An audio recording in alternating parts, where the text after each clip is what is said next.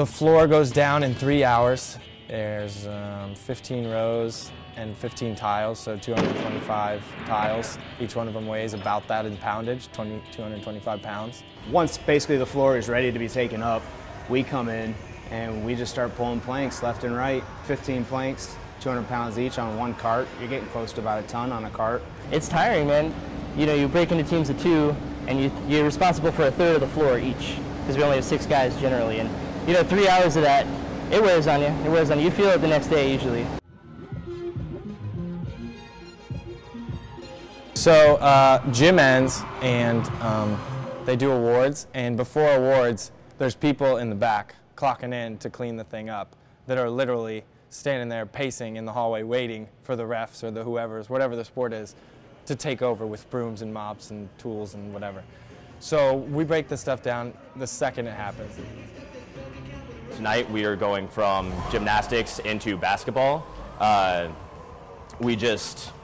Last night went from basketball into gymnastics, so a lot of quick turnarounds, a lot of late nights, a lot of undoing what you just did. Sometimes I think, like, if it was all our own personal lives, we'd wait until the morning or whatever, you know what I mean? Like, everything we do is procrastination in college, but with this, it's like we'll work until 5 in the morning and then have from 5 to 10 a.m. off instead of do it from 5 to 10 a.m. like we normally would, where we sleep all night. We start at midnight, we start at 2, we start at 5, and we get out as the sun is rising or in the middle of the night. You take the whole thing down and try not to cry while you're doing it, because you know it's going to be back up in 24 hours after that. It's just a successive oscillation between empty and full.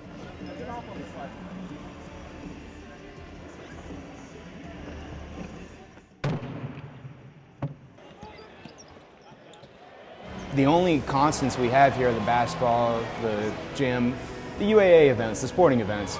Other than that, we don't know what's coming. We could have a big concert like Florida Georgia Line. We could have Sesame Street or the circus. Sometimes we have a concert into basketball, into gymnastics, back into basketball, different events.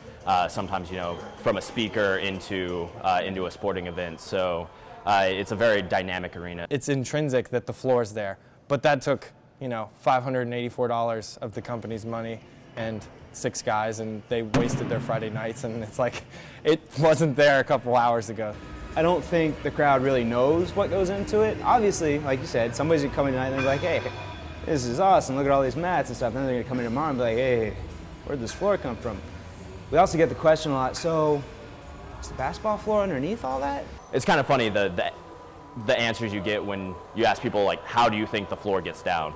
There are some people who think you just slide it out. There are some people who think there's just a tarp that you pull off and the floor is under it. Some people have actually said it's suspended in the air and you drop it down, which I guess they've never looked up in the arena.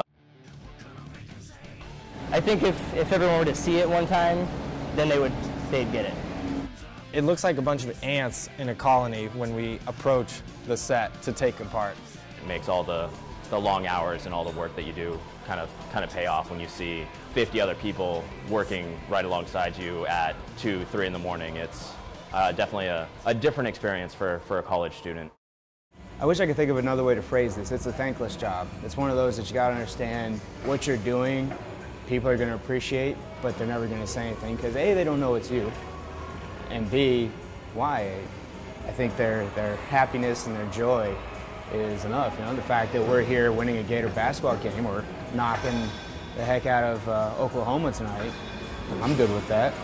You get all these people together, and it's a great basketball team, this great gymnastics team, and it's great to see everybody come out, and it makes us proud. We come in, and this couldn't have happened had we not come in, and this building wouldn't be so versatile if we didn't have guys willing to come in and do it in the middle of the night like that. People come and they get entertained, and that's what it's all about.